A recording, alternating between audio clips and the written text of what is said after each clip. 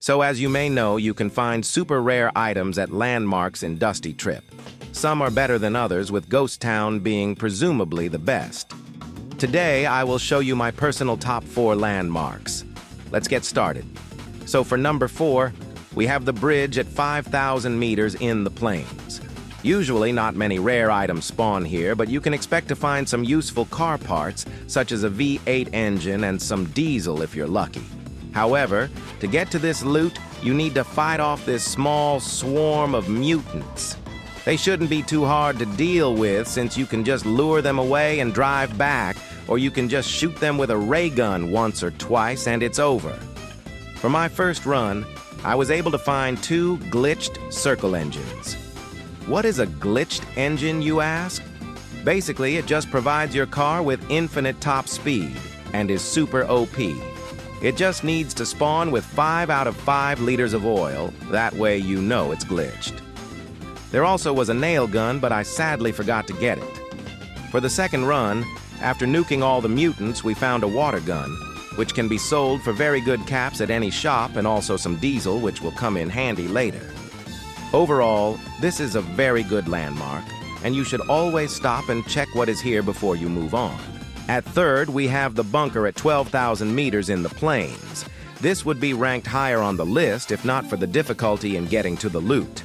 When you first enter the bunker, the door will close behind you and an alarm will start blaring. Killing these mutants without something OP can be very difficult. Mutants will actually start spawning in vents in the 3 corners of the bunker and will start attacking you. Normally they wouldn't be that scary, but you can't really see them coming, and also, you can't run away to survive either. A dagger should be good enough for this level, however. Some mutants may get stuck in the vents, so be sure to kill them also. Once that is done, a boss mutant will come through the ceiling and attack you. He's a pretty tough boss to fight unless you have a minigun, but you should be okay if you have a vampire dagger or an AK-47. And just like that, they are all defeated. Now let's see what we've got. In the first room, we first had this OP bubblegum gun spawn, which is pretty rare. It is good enough to kill Ghost Town on its own. We also found a glitched V8 engine. Again, if you see it has full oil, that means it is glitched engine and will go super fast. Along with that, there was also a marker and some diesel. But from the second room, my friend Blast here found a junk gun. This is one of the rarest guns in the game for those who don't know. The junk gun can spawn here more than anywhere else, actually. Also, if you were smart enough to kill the commander mutant found at 4,000 meters and took the code, you can also get the splicer by entering the code into the keypad. Overall, this is a great stop to visit before you end your plains runs. The only reason it is ranked so low is due to its difficulty for getting the items, since you are not only trapped in a tight space, but also have to fight tons of mutants, and even a boss. At number 2 now, we have the power station. I know I've glazed this spot in the past numerous times, and even after the nerf, it still is super good. Here is why. First off, you can get to it quite early in the run, and there's 2 different spots you can loot, one being the house next to it, and the other being the power station itself. Second, the loot itself is super good, with the glitched engine being a very common find here, as well as some rare items occasionally. Let's go check out what we can find in the little house first.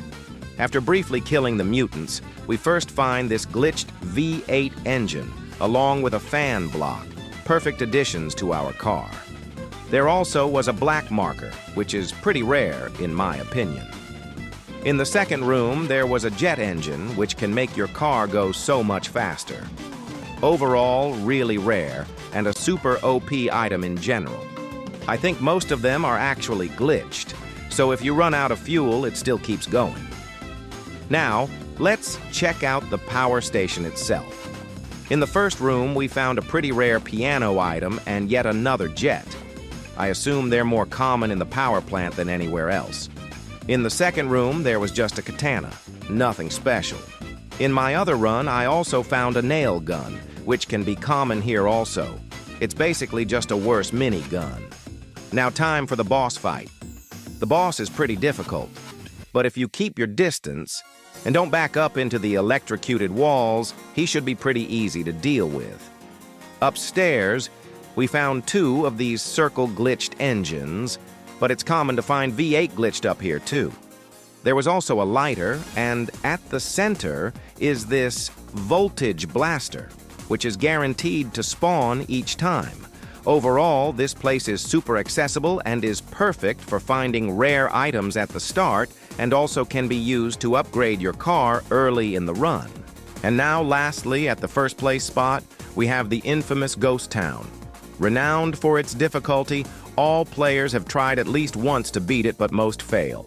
There's some pretty petty glitches, like purposefully dying and respawning to despawn the mutants, but I'll show you how to deal with them head-on.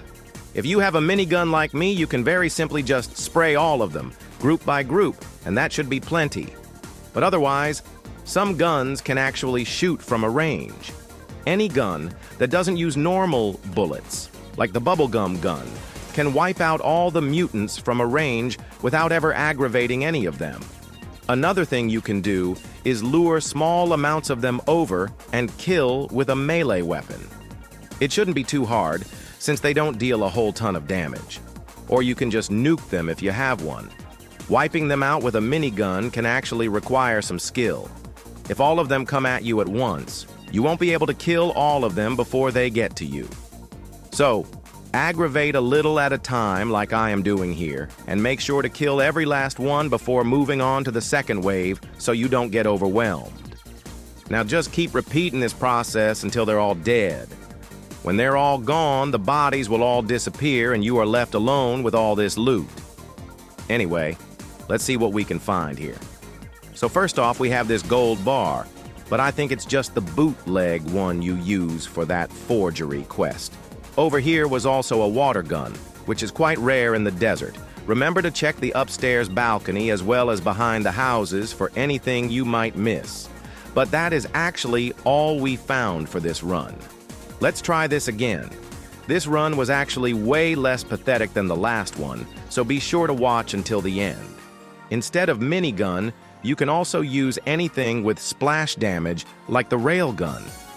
It can wipe out huge groups of them at once, and it also has infinite range, making it perfect for killing Ghost Town.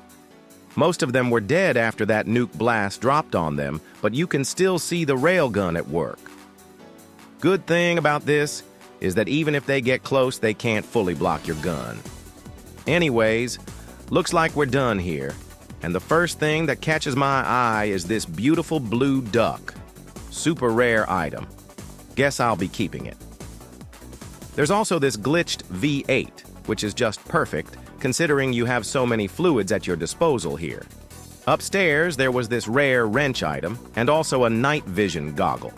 There was another wrench in the ground, as well as a lighter. Overall, you have the best chances of finding rare items here than anywhere else, but it will take a bit of commitment and some good weapons. Plus, it kinda is unavoidable if you're planning on going past 25,000 meters in the desert.